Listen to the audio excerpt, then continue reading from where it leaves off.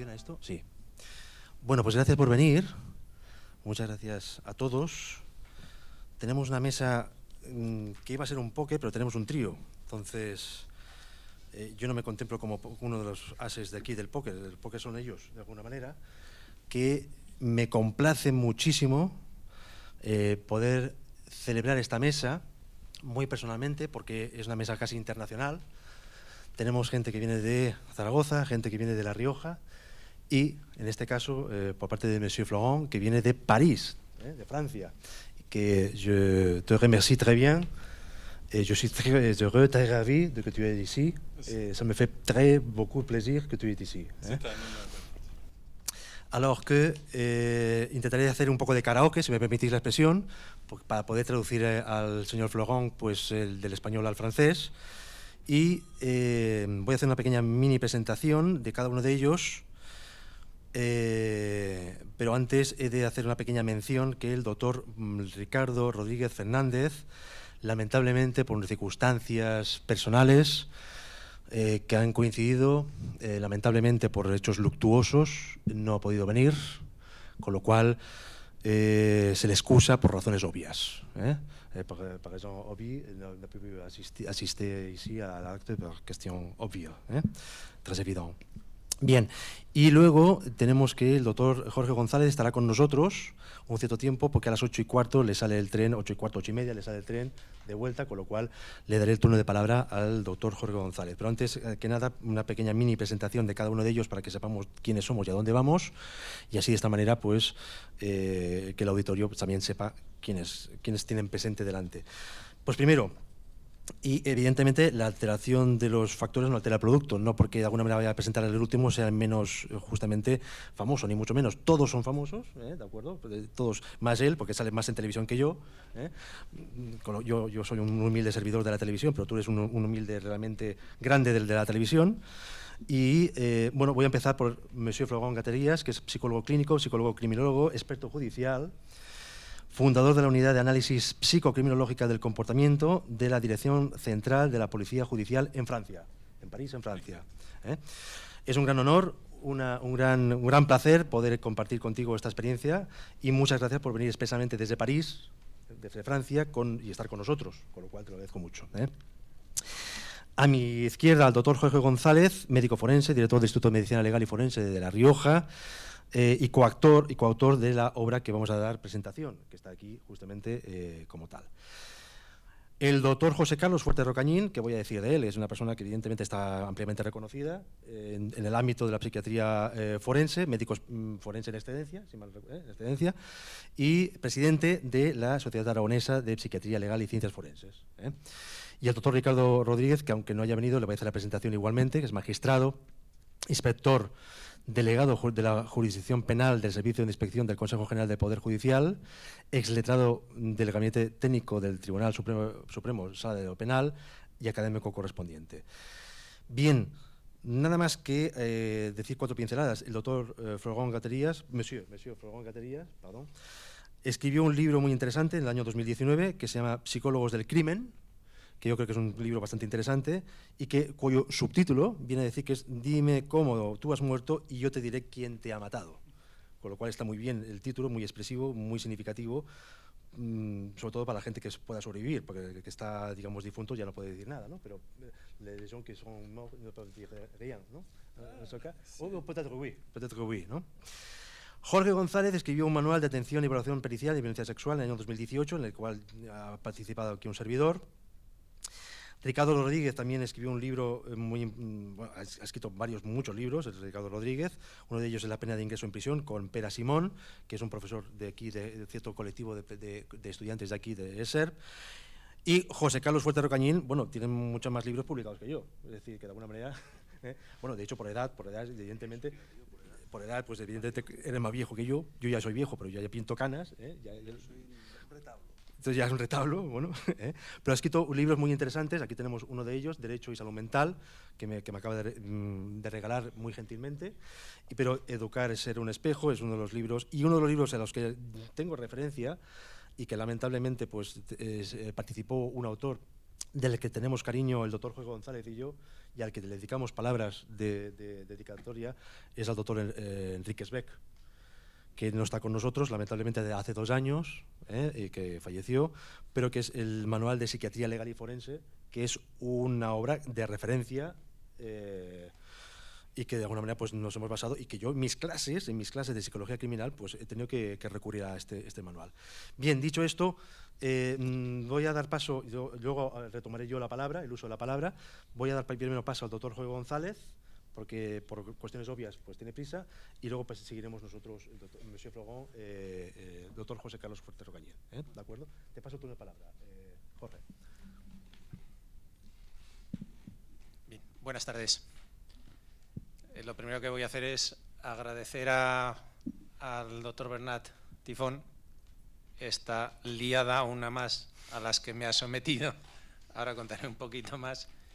Y bueno, no tengo más que decir que estoy encantado de estar aquí con Flogán, con José Carlos, que para mí son dos referentes en la psicología criminal y en la psicopatología forense. Cuando digo que es una liada más de las de Bernat, es que nos vamos liando el uno al otro cada vez que uno de nosotros tiene alguna actividad académica o escribimos algo, enseguida utilizamos el teléfono y por muy ocupados que estemos, pues como comentaba hace un momento, si Bernat me dice ven, lo dejo todo.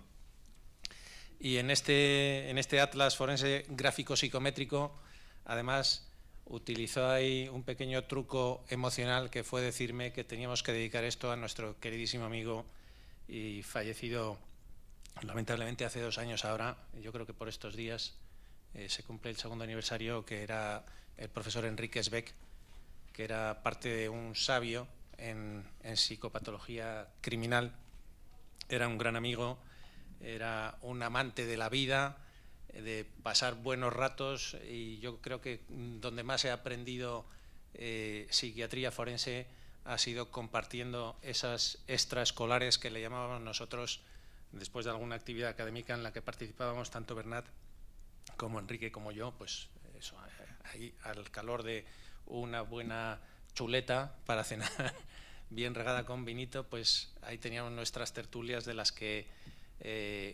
aprovechábamos para tener nuevas ideas, ¿no? Bien, como comento, me llamó Bernat, me dijo que tenía en mente escribir este atlas gráfico psicométrico, y yo tengo que decir, Bernat, te tengo que dar las gracias también porque contigo resulta sencillísimo trabajar. El unir en una sola obra esa perspectiva psicológica con la perspectiva médica, en la que se encierra por una parte la materia de las autopsias, que no tiene mucho que ver con lo que es la psicología, y por otra parte esa perspectiva psiquiátrica forense, resulta... A ver, ¿dónde tenemos el ruidito? Es que ahora no se me oye. Sí, ahora sí. Bien. Como digo, es el aunar en una sola obra la parte psicológica, la parte psiquiátrica y la parte, digamos, del estudio necrópsico de las personas fallecidas que aparecen en estos casos. Yo creo que es una materia verdaderamente compleja. Y como digo, Bernat, te estoy muy agradecido porque ha sido sencillísimo el compactar en una sola obra esas 3 perspectivas que creo que le dan a este atlas una característica especial. Creo que se trata de una obra que no tiene con qué compararse, porque nunca se había hecho hasta ahora el incluir en una sola obra pues la parte de las autopsias, la parte de los estudios psicométricos, la evaluación de las personalidades de las personas implicadas y también esa perspectiva psiquiátrica. Ha habido alguna cuestión que sí que nos ha costado muy poco engrasar, porque había alguna cuestión más de conocimientos técnicos desde la perspectiva médica, aparte de esos otros aspectos que incluye la obra, ¿no? Ese prólogo en el que nos comentas tu actividad, ¿no? Y tu pasión tanto por la música, con ese nogazapo, a Amadeus Mozart le llamas Johann Mozart, creo que es en la obra, pero no es una errata, es que Bernat, aparte de ser psicólogo forense, es un erudito en materia musical, y recuerdo que cierta persona también con bastantes conocimientos me dijo, eso lo tenéis mal. Bueno, pues le dije a Bernat, oye, Bernat, que me están haciendo aquí una corrección y una observación. Y enseguida me pasó ahí la referencia bibliográfica, o sea que si alguien ve que a Amadeus, nuestro querido Bernat, no le ha llamado Amadeus, no es por un error, sino porque tiene más conocimientos que el resto de nosotros. Hago esta matización porque puede llamar la atención. Una obra tan exquisita como esta, pues fíjate qué error más gordo tiene. No es un error, es una verdad que parte de esos conocimientos en música clásica que tiene Bernat. Aunque hoy ha tratado de convencerme de otros aspectos de la música más moderna, pero ahí no me he dejado convencer. Y luego tiene la parte esta de las máscaras mortuorias, esta obra que es también obra de Bernat, que me parece realmente llamativa y que nos acerca a los grandes compositores, a grandes autores de estos dos últimos siglos. Bueno, introduce también una perspectiva histórica que hace muy amena esa parte final de la lectura. Y bueno, la parte introductoria, pues aparte de, sí que vale la redundancia ahí, aparte de estas cuestiones sobre esa pasión de Bernat por la psicología y por la música, tiene el prefacio que nos comentará Flogán posteriormente, el prólogo de Ricardo que no está, esa parte de los aspectos generales de la psicopatología forense que nos sirven de introducción en lo que es la materia principal del libro, y también José Carlos también nos hablará de su contribución. En definitiva, yo poco más puedo decir. A mí la lectura del libro, obviamente, después de su escritura, conviene darle un repaso. Se me hizo muy amena, y sobre todo esas partes en las que yo no tuve nada que ver, que me parece que son también extraordinariamente amenas, como digo, esa introducción y esa parte de las máscaras mortuorias. Pues recomiendo, quizá cuando uno se satura un poco de ver tanto crimen, tanta fotografía, a veces un poco fuerte para lo que podemos estar acostumbrados, quienes no hacéis medicina forense, quizá tanta sangre a lo mejor os llama la atención, a los que nos dedicamos a ello un poco menos, pero si os congestionáis mucho de ver ahí algún caso, digamos, demasiado truculento, os recomiendo que os paséis a la parte final a modo de relax, veáis y leáis 3, 4 referencias bibliográficas de esos grandes compositores, y volváis nuevamente a introduciros en la parte, digamos, central de este atlas, a través de ese estudio complejo de cada uno de los casos que presentamos. Y muchas gracias, Bernat, por haberme permitido estar aquí con vosotros una vez más. Tengo tiempo, a las 8:15 sale el taxi, no el tren. O sea que tengo tiempo para quedarme con vosotros. Muy bien, muchas gracias, Jorge. A ver, la mesa, aunque participe el doctor Jorge González, Flogán Caterías y el doctor Juan Carlos Rocañín, de hecho, la mesa se hace pequeña, pero aquí tenemos autores que han intervenido en las obras, que es, por tanto, el doctor Antonio Pascual, que lo tengo aquí delante, que evidentemente después te daré turno de palabra si te apetece, si quieres. Yo espero que sí, que participes. Y al igual que el doctor, un gran amigo, y que compartimos salas de justicia codo a codo y con sangre, sudor y lágrimas, sangre en los últimos casos, porque de alguna manera pues te llevaste la sorpresa desagradable, Josep Soler Puig, ¿de acuerdo? Que si quieres participar, tú tendrás uso de palabras si te apetece, ¿de acuerdo? J'espère que tu comprends maintenant par l'instant quelque chose. Par instant seulement. Par instant seulement, ok. Bon, si tu no comprends quelque chose, tú me dis, s'il te plaît. Bien, pasaré el turno de palabra al doctor José Carlos Fuerte Rocañín. Ok, te paso el turno de palabra a ti, si te parece. ¿Sí? ¿Quieres? ¿Te hace ilusión? ¿Te hace ilusión? Pues venga, y luego pasaremos al doctor Flogán. ¿Te parece? Vale. Sí, por favor. Bien, buenas tardes a todas y todos. Para utilizar los lenguajes estos que ahora son tan, como dicen, inclusivos, ¿no? Creo que es así. En primer lugar, decirles que es un honor. Para mí es un honor y un placer estar en Barcelona, estar con el doctor Bernat Tifón y, desde luego, un placer el disfrutar de esta maravilla, que es el liceo. Yo no había conocido, conocíamos todos el liceo, pero no había estado por dentro en este círculo y nos ha estado haciendo una visita turística previa, con lo cual ya solamente por eso merecía la pena venir aquí a Barcelona. Bien, él me dijo que solamente hablara 5 minutos y yo he preparado pues 5 o 6 minutitos, que no es otra cosa que felicitarle. Yo soy un médico psiquiatra, soy un psiquiatra clínico, ¿verdad? Y los psiquiatras clínicos tenemos quizá una deformación, y es que delante de nosotros todos los días se sientan pacientes, hombres y mujeres que están sufriendo. Y entonces, claro, la forma de percibir la realidad de un médico en general y de un psiquiatra como especialista médico en particular, pues es un tanto, yo no diría pesimista, pero desde luego no tiene esa actitud tan buenista que hoy impera por todos los sitios. Los médicos vemos sufrimientos, intentamos consolar, intentamos aliviar y cuando podemos, pocas veces, la verdad, curamos. Si a esa denominación de psiquiatra clínico le añadimos la de forense, que es lo que yo hice en el año 86, sacando unas oposiciones, en fin, estuve ejerciendo como médico forense muy poquito tiempo, me tocó el juzgado titular el juzgado de primera instancia e instrucción número 1 en Lleida. No se pueden ustedes imaginar, cuando yo llegué a Lleida, en el pleno mes de agosto, el primer levantamiento de cadáver que hice lo recordaré toda mi vida, porque era una persona, una mujer, fallecida, después lo supimos, por un traumatismo craneoencefálico, que llevaba 28 días. 28 días en Lleida, agosto. Cuando su señoría me dijo, vamos a efectuar el levantamiento, le dije, sí, señoría, vamos, lo has dicho muy bien, vamos los dos. Bueno, tú pasas delante, que eres el forense. Digo, no, y tú conmigo al lado, porque en aquellos tiempos sus señorías te acompañaban. Ahora ya lo delegan más, cierta difusión, pero en aquellos momentos el juez venía y bueno, en fin, no les voy a entrar en más detalles.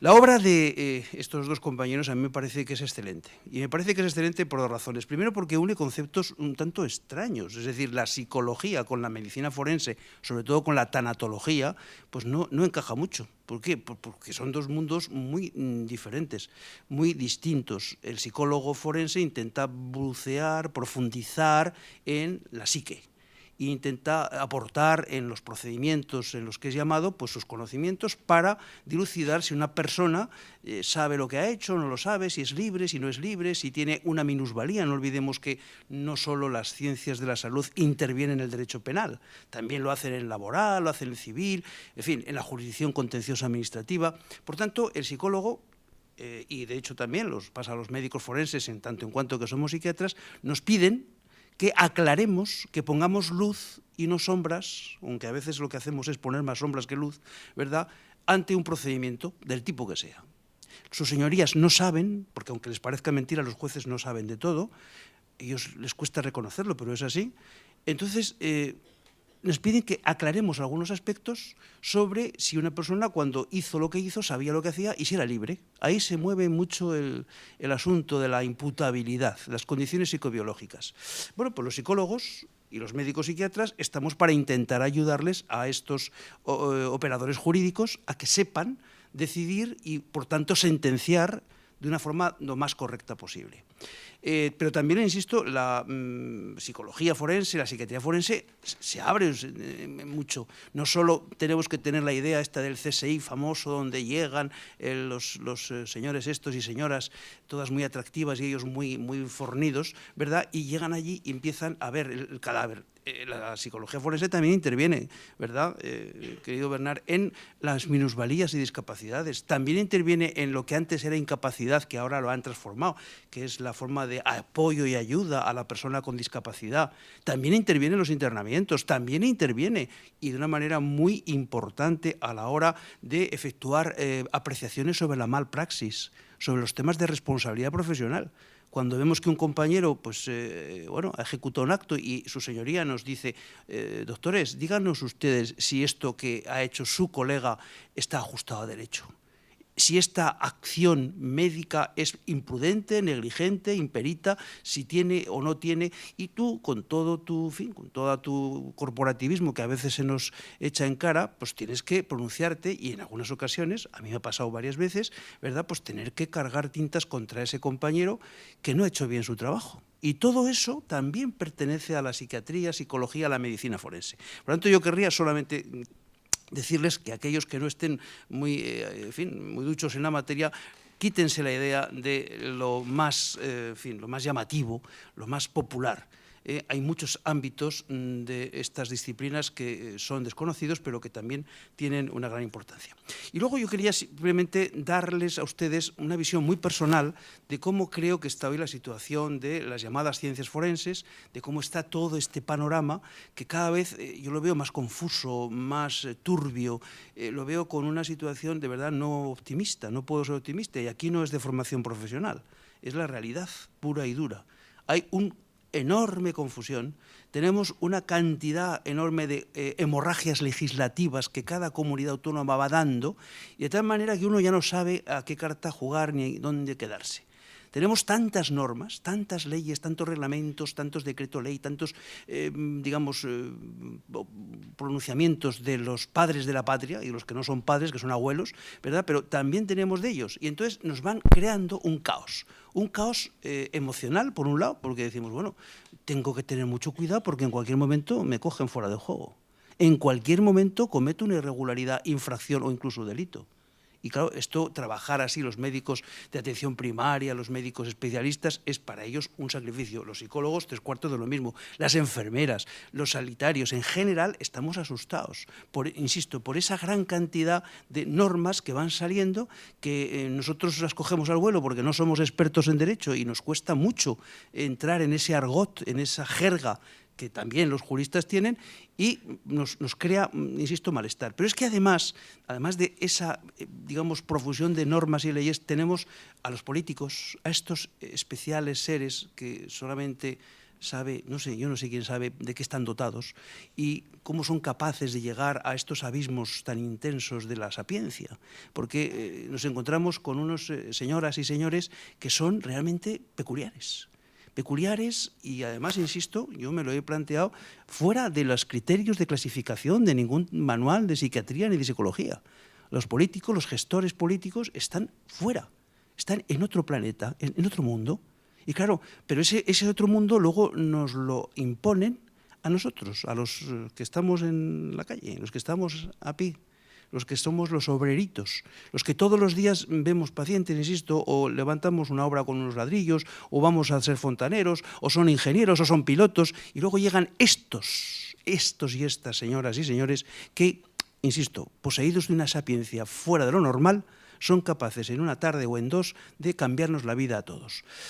Y tenemos lo que tenemos, que es otro caos. Si el caos de la responsabilidad profesional nos embarga y nos hace llorar, el caos de la administración sanitaria es ya el final. En fin, yo no me quiero desviar, no quiero tampoco criticar ya más de lo que lo he hecho, simplemente quiero felicitar. Y además hacerlo de verdad, de corazón. Decir que este libro tiene que formar parte de la biblioteca de los que están estudiando cualquier apartado de las ciencias forenses, tiene que formar parte de la biblioteca de los que ya estamos un poquito de vuelta, los creo que nos llaman senior, ¿no?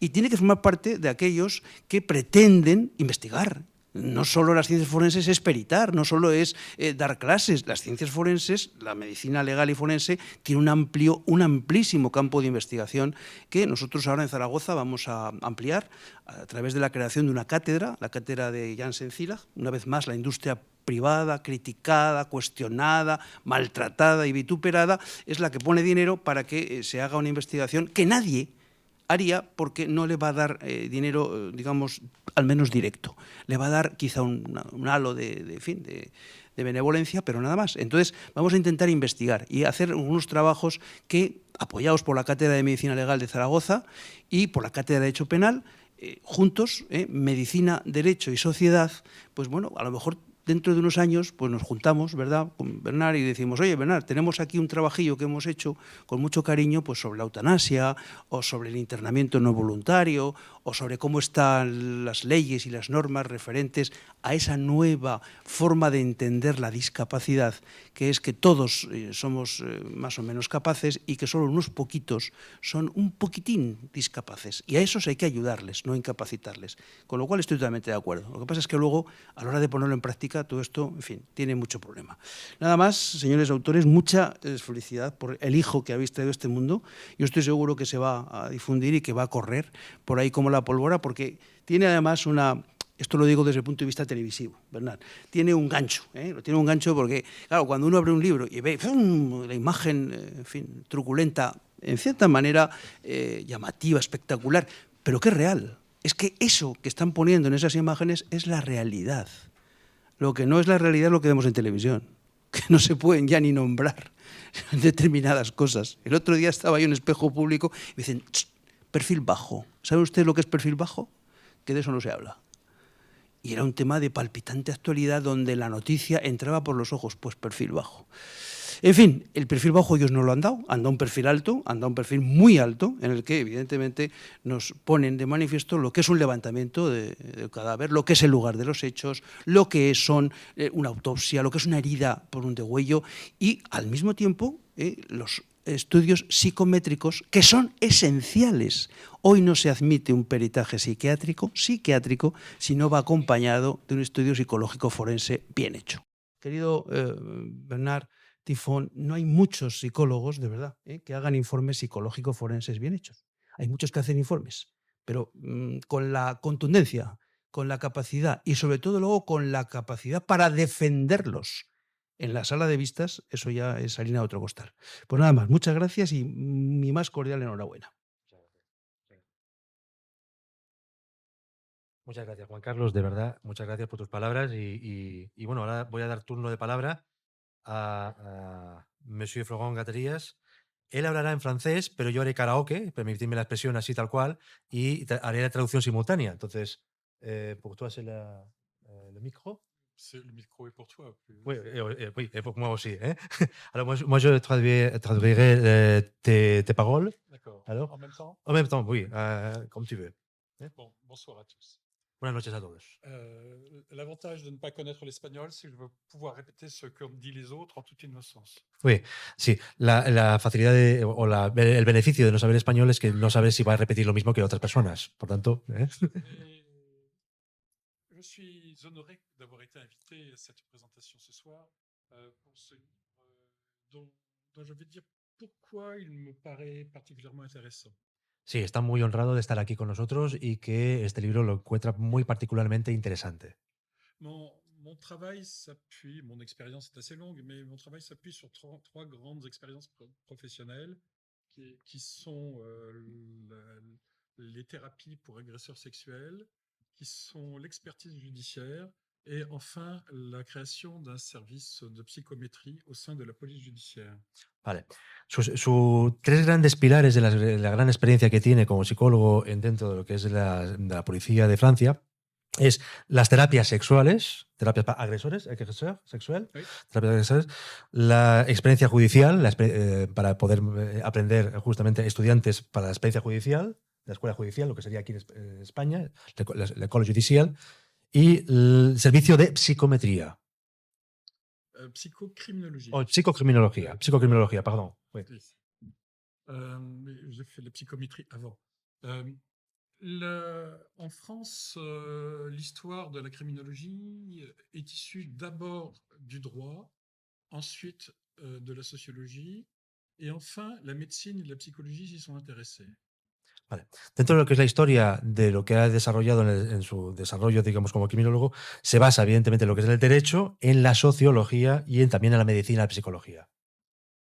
Ce qui fait que ce sont des matières universitaires extrêmement différentes qui ont encore du mal à pouvoir fonctionner ensemble. Que aunque sean materias diferentes, han podido funcionar en conjunto. Mon travail se divise en plusieurs parties. La première je vais en parler plus longuement, concerne l'établissement de profils de personnalité d'auteurs de crimes. Su trabajo se desarrolla en distintas partes y una de ellas es desarrollar el análisis del perfil psicocriminológico de los asesinos, o de cualquier tipo de criminales en general. Crime de sang, crime de sexe. Crimen de sexo, crimen de sangre. Lo que nosotros también llamamos delito, o sea, crimen de sangre y delito de semen. Oui. Oui. Et ma deuxième partie est plus dans l'analyse de la personnalité de criminels que l'on a arrêtés pour pouvoir les présenter au procès. Vale, desarrollan el análisis de la personalidad para poderlo mostrarlo en el proceso judicial. Et j'ai une troisième partie qui, en rapport avec le travail judiciaire, pouvoir établir une évaluation de la dangerosité de détenus qui veulent sortir de prison. Sí. Y una tercera parte de su trabajo es evaluar a este tipo de sujetos para poder apreciar el riesgo de violencia o de peligrosidad que puedan desarrollar este tipo de sujetos fuera de la prisión. Mais ce qui m'intéresse par rapport à ce livre, c'est justement la première partie, celle qui permet les personnes. Una de las cosas que le ha llamado la atención es la primera parte del libro, en el que... ¿puedes repetir? ¿Puedes repetir? Ce qui m'intéresse dans ce livre, c'est pouvoir davantage cerner les personnes. Oui. Sí, la descripción de la personalidad de los distintos agresores que se muestran en el mostrario del libro. Il y a une trentaine d'années, il y a eu plusieurs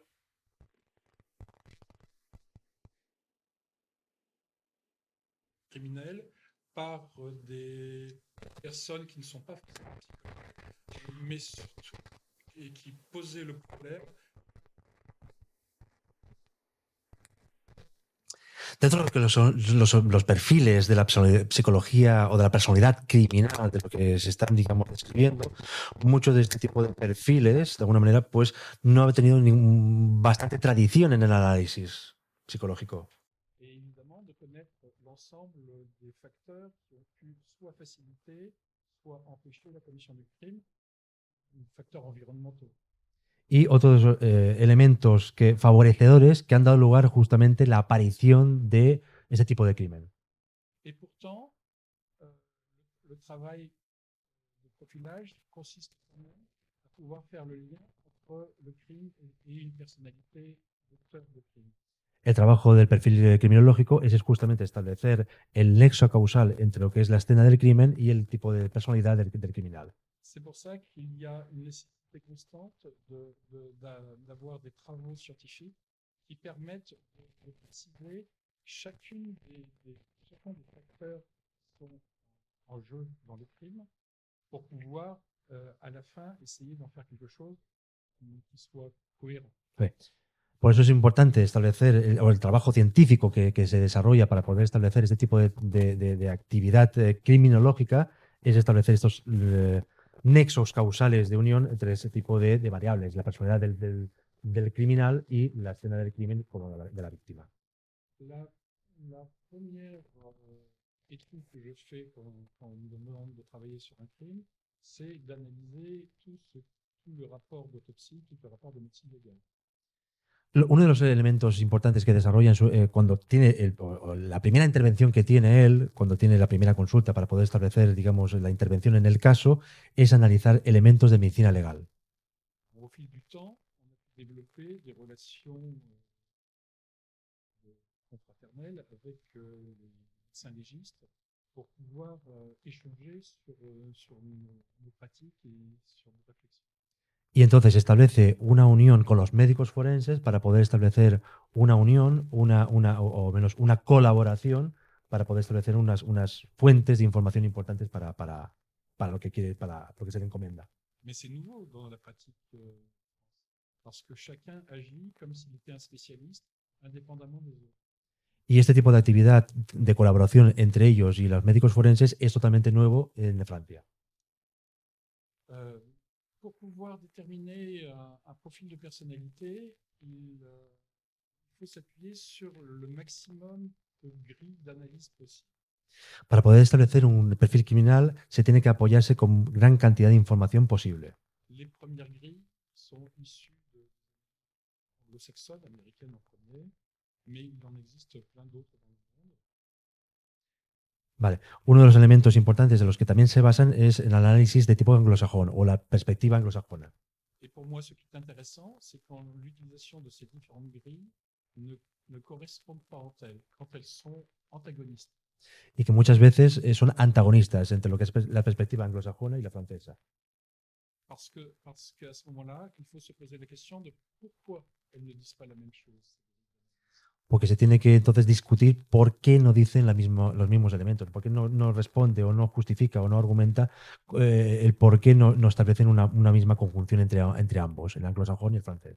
Si tous les outils disent la même chose, à ce moment-là, on ne peut pas aller plus loin, ce ne sera pas très intéressant.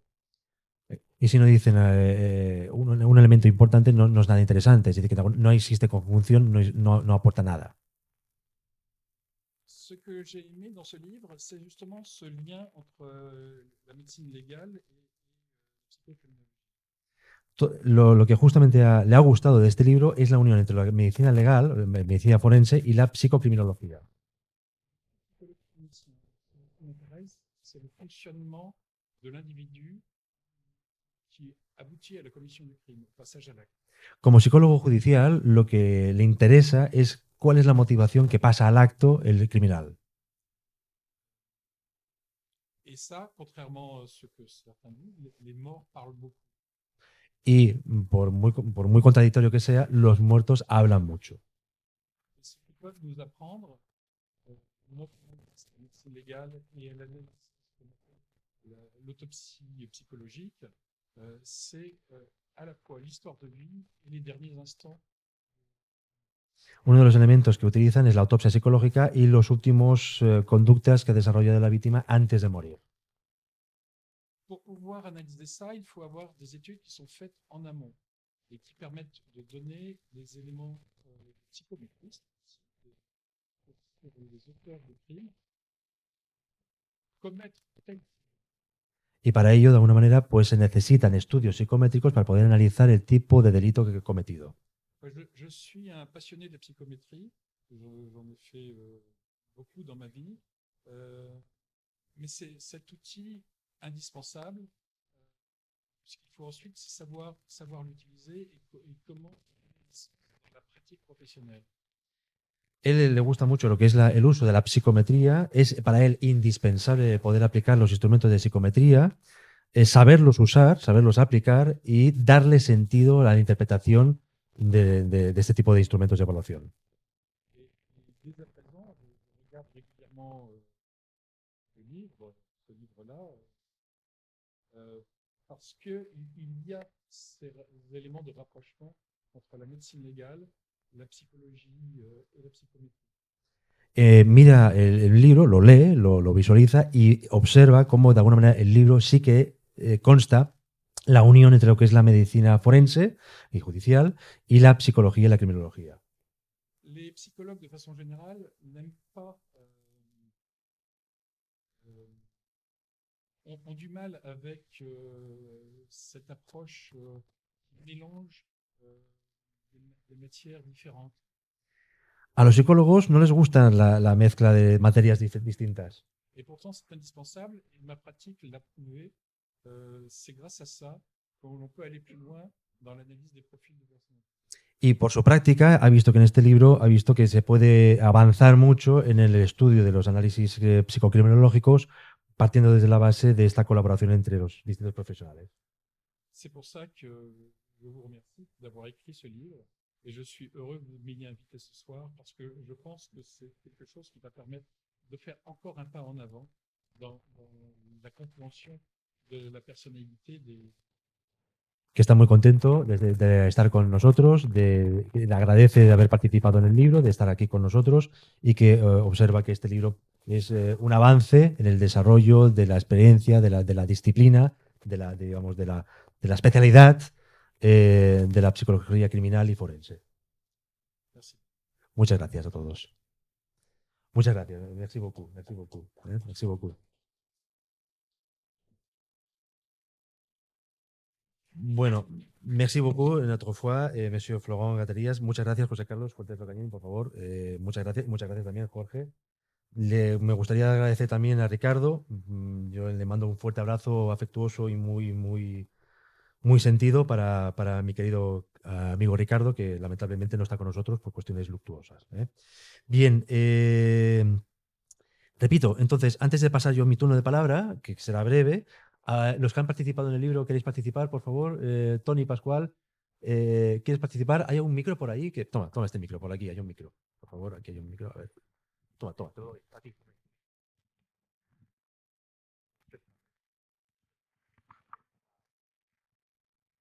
Chao, hola. Bien. Buenas tardes a todos. Je suis très heureux de que vous êtes parmi à cette présentation. Et je représente l'atelier de la justice. C'est l'avocat. En todo procedimiento penal encontramos que hay una parte, el forense en principio es objetivo,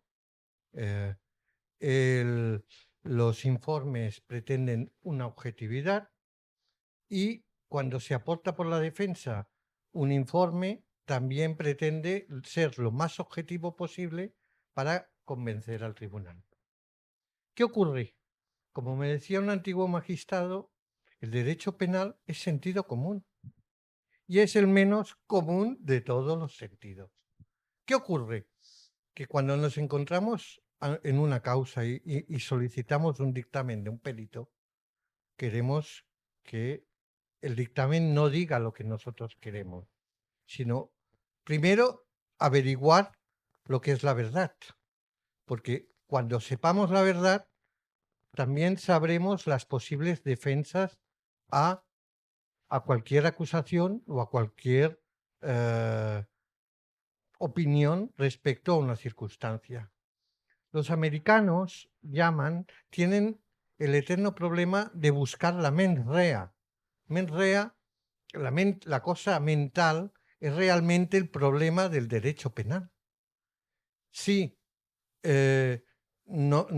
nosotros entendemos al criminal qué hace, por qué lo hace, estamos más cerca de conseguir que lo perdonen, le bajen la pena o sea menos culpable de lo que es.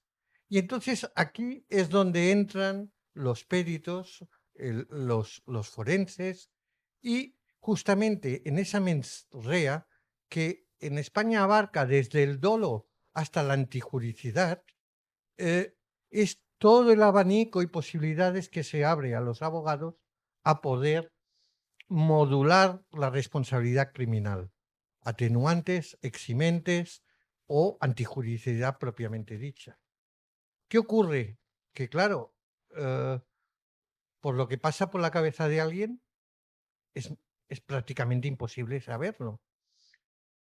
Vemos, por ejemplo, los últimos casos así un poco llamativos. Hace poco salió que en Murcia un chico, un nini, estaba en el ordenador, vino la madre, le cortó el ordenador y ni corto ni perezoso le pegó 4 navajazos y se la cargó. Claro, dices, ¿qué reacción es esta? Es decir, este señor estaba bien, estaba mal, es un momento de ira, es una circunstancia, y aquí es donde entra toda la gama de la mente criminal para poder saber por qué, cómo, por qué reacciona de esta manera. Ante una situación de crítica, las personas solo reaccionan de dos maneras. O se acatan lo que les viene, lo asumen y no hacen respuesta alguna, o se enfrentan a ellas. Y cuando se enfrentan a ellas, puede salir de todo, desde el cuchillazo o cortarle la cabeza hasta cualquier otro tipo de circunstancias. En el primer atlas que hizo el doctor Tifón, señalaba yo que justamente se ofrecían todas las gamas, perspectivas desde una manera muy gráfica. Lo que entra por el ojo enseguida se entiende y se ve. Y decía en cierto parágrafo, lo mismo que ha dicho el doctor Florian, que las heridas, los muertos, hablan por sí solos. Es decir, no es lo mismo un corte en una mano que una corte en la yugular o 20.000 cosas. Pero aparte se han de analizar muchas otras cosas, como se ha dicho, el escenario, el hecho en sí, el tiempo. El tiempo es una medida que muchas veces no se contempla en los análisis. Por tanto, medir cualquier faceta, cualquier de esto, hacer justamente, buscar parámetros, a los abogados nos sirve de mucho. Nos sirve de mucho, ¿por qué? Porque todos habréis o tenéis presente que la duda es razonable, por ejemplo. Claro, si tú le preguntas a un perito, este señor, ¿qué tanto por ciento puede ser que haya hecho esto, que haya hecho lo otro? Claro, si no es el 100%, el margen de la duda y el margen y el abanico de posibilidades se abre enormemente. Y honestamente nadie dirá una cosa 100% salvo que realmente sea irrefutable. Por tanto, el libro no solo es para los estudiantes de criminología, a los estudiantes de psicología forense, a los estudiantes de medicina forense, sino también para los abogados.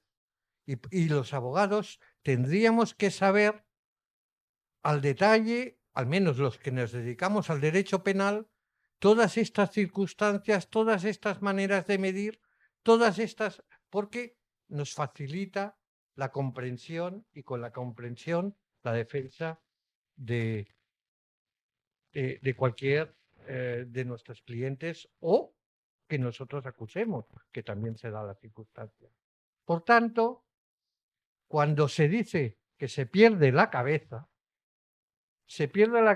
de muchas maneras, que se la cortan a uno o que uno en un momento dado reacciona a estas. Justamente estos manuales sirven para darnos estas gamas, para poder analizar todo, y yo verdaderamente lo recomiendo no solo a todo profesional del derecho e incluso no profesional, porque es morboso, sí, pero es atractivo y realmente lo vemos en las películas y nos las tragamos. Si sabemos un poco más, no estará de más. Por todo ello, solo os tengo que decir que gracias por vuestra asistencia y muchas gracias a todo el equipo por el excelente trabajo de divulgación. Tony, tenías que estar en la mesa, pero ya ves, por razones obvias no cabemos todos. Al igual que el doctor Josep Solepuig, que si te apetece participar, te doy el turno de palabra, porque además él participa también en el libro. Gracias. Muchas gracias, Bernat, por haberme permitido colaborar. Estoy muy reconocido. Es un libro, además, que lo dirás clarísimo, pero ya lo avanzo yo, que ha sido traducido al inglés en Estados Unidos de América. Es decir, es realmente un honor haber colaborado en este volumen coordinado por ti. Y antes, cuando me has presentado, has dicho que, claro, colaboramos en muchas peritaciones, en muchas periciales, y has hablado de la anécdota más increíble que hemos tenido y que yo voy a explicar someramente, porque en el fondo es lo que ha dicho el colega psiquiatra forense, que es que a veces el perito puede, de alguna manera, ser traicionado, digámoslo así, por su experiencia clínica, en este caso de años. Se trata de que en un juicio pues, éramos de parte de la defensa de un asesino drogadicto. Un asesino drogadicto que se había cargado una niña pequeña, una menor de 12 años o de 9 años. Y entonces, claro, en el público había gente muy indignada contra este asesino, cosa normal. Y había venido con la madre de la niña, la madre adoptiva de la niña. Entonces, claro, nuestra posición era un poco difícil. Por una parte teníamos que ser profesionales y defender a aquel asesino, un asesino de una niña. Y en este asesinato pues hubo el tema de que efectivamente cuando asesinó a la niña pues había consumido bastante cocaína y cerveza, etc. Y entonces, bueno, mi intervención pues de alguna manera fue de tal, digamos así, de tal circunstancia clínica, porque que de alguna manera no les gustó para nada a los del público que acompañaban a la madre y que estaban pues muy en contra de defender a un asesino, digamos, ¿no? Y es que yo había sido durante años pues psiquiatra especializado en alcoholismo y drogadicción. Y claro, para mí pues por muy horroroso que fuera aquella persona lo que había hecho y el reproche moral que todos hacemos contra una persona que haya hecho esta acción, así todo, mi intervención supongo que traslucía, digamos, esta práctica, esta familiaridad que yo había tenido durante años con drogadictos y alcohol. Entonces, bueno, solo diré para terminar que cuando acabó la vista oral, el juicio, parte del público nos insultó, nos dijo mercenarios y bueno, quedamos sobrecogidos porque después de tantos años de profesión, pues es la primera vez que nos ocurría. Y cuando salimos de la sala, pues por un error de los guardias nos metieron entre este público tan justiciero. Y bueno, claro, pues de pronto yo me vi insultado por detrás, me dijeron de todo, mentaron a mi madre, etc. Y incluso uno de ellos me dio una patada en el tobillo que me hizo un hematoma. Entonces yo pensé, caramba, ya es lo último que te faltaba, que recibas un castigo físico cuando estás trabajando, ¿no? Y es esto, que a veces te puede traicionar esta situación clínica que has tenido durante años en un peritaje que se supone que es lo más objetivo, y lo fue. Nuestro peritaje fue objetivo y punto. Demasiado objetivo para estos que nos insultaron y que en mi caso me golpearon, ¿no? Y también, claro, bueno, un golpecito de nada, ¿no? Pero que es digno de la anécdota. Sí, bueno, un poquito de hematoma. Y entonces, una vez más pensé, mira, el alcoholismo y las drogadicciones están sometidas a un estigma. En este caso se entiende muy bien porque realmente era un asesino horrible que se había cargado con una niña pequeña. Pero es verdad, es decir, que aquello que has aprendido en la clínica de que hay un estigma social en contra de los drogadictos y los alcohólicos, pues, y que se habla de esto en la prensa, pues esto es omnipresente. Y también se vio, para desgracia de mi tobillo, también se vio en este juicio oral. Bueno, son anécdotas, pero que las he dicho porque pueden ilustrar sobre lo que pasa, ¿no? La realidad del día a día de ser perito, en este caso psiquiatra, junto con el psicólogo Bernat Tifón, ¿no? Doctor en psicología, y por tanto pues me encanta pues participar en esta mesa también, y me encanta haber participado en este libro y en otros que he participado, que tú has coordinado. Creo que tú has coordinado, me parece que 1/12 de libros, o sea que eres un monstruo de la producción bibliográfica, ¿no? O sea que estoy encantado de colaborar contigo y por muchos años. Sí, bueno, simplemente aclarar que el atlas que está traducido al inglés en la editorial Francis Taylor es el de Psicología Forense y que este que estamos presentando hoy, el Atlas Forense Gráfico Psicométrico, está ahora mismo en proceso de traducción al inglés. Estamos en contacto con la misma editorial y bueno, esto de publicar en Estados Unidos es un trabajo de tiempo. Bernat tiene más experiencia y ahora estamos ahí con nuestro traductor que, bueno, está ahí entendiéndose con la editorial. Yo, Josep, a propósito del comentario que hacías de que tratáis de ser objetivos, eso creo que es lo principal que se nos puede pedir a los peritos, estemos donde estemos, ¿no? Trabajando para las partes o trabajando para la propia administración de justicia.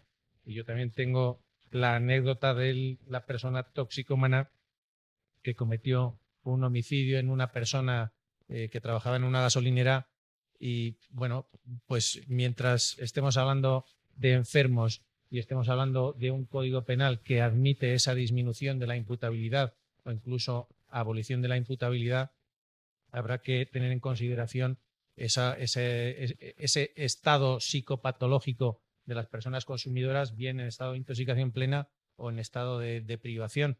Yo recuerdo en el caso este que me ha venido a la cabeza que el tribunal no tuvo en consideración que esa persona consumía todo lo que podía y más en el momento de cometer el homicidio.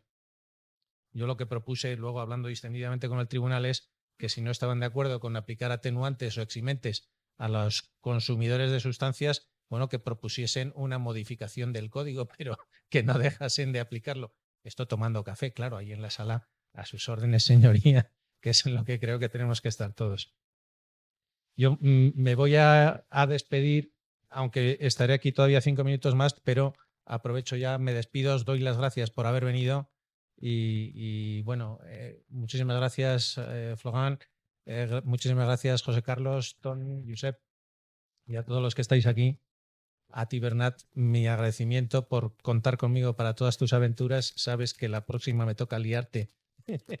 Así que aguarda que alguna va a venir pronto. Bueno, te paso el micro. A ver, bueno, yo seré breve, muy breve, porque el tiempo se nos cae encima y entonces, Jorge, te nos vas.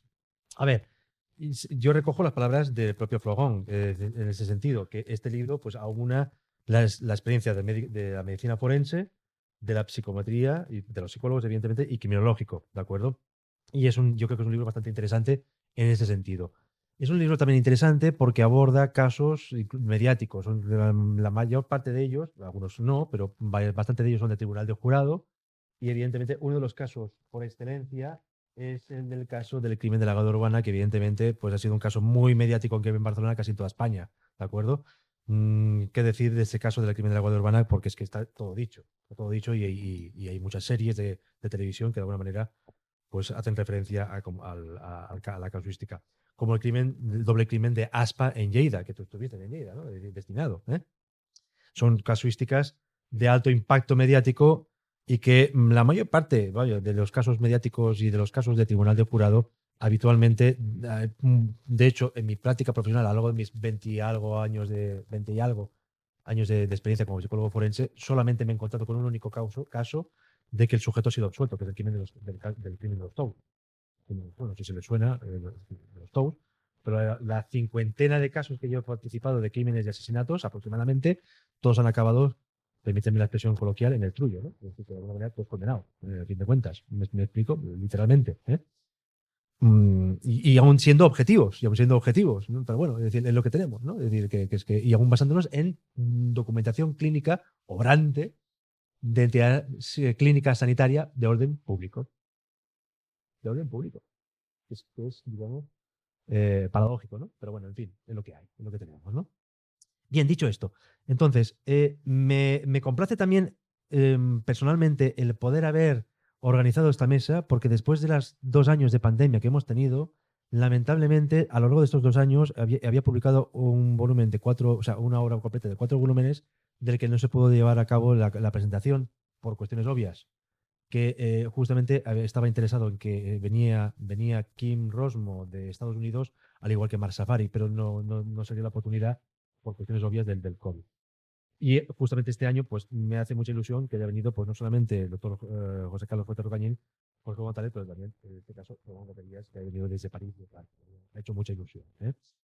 Bien, el presente libro es la segunda, como una especie de segunda parte del libro que publicamos en su día, en 2017, que este libro sí que se tradujo en este presente año al inglés, con lo cual se ha internacionalizado la obra y tal como bien ha dicho Jorge González, este libro está en vías también de traducirse en lengua norteamericana. Espero que sea en menos tiempo, porque el libro original del 2017 se ha tardado 5 años en traducirse.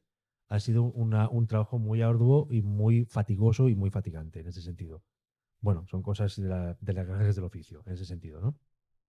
En este libro, como en mi tónica habitual de poder explicar, pues me gusta explicar anécdotas judiciales, anécdotas forenses, así como en el libro de asesinatos en el que participa Jorge González, explicaba la anécdota de las cabezas de célebres asesinos en serie que aún se mantienen vigentes, aún se mantienen en formol y aún se mantienen y aún se pueden ver y visualizar en persona, pues como por ejemplo el de uno en Francia, que es el de Barbe Azul, Barbe Bleue,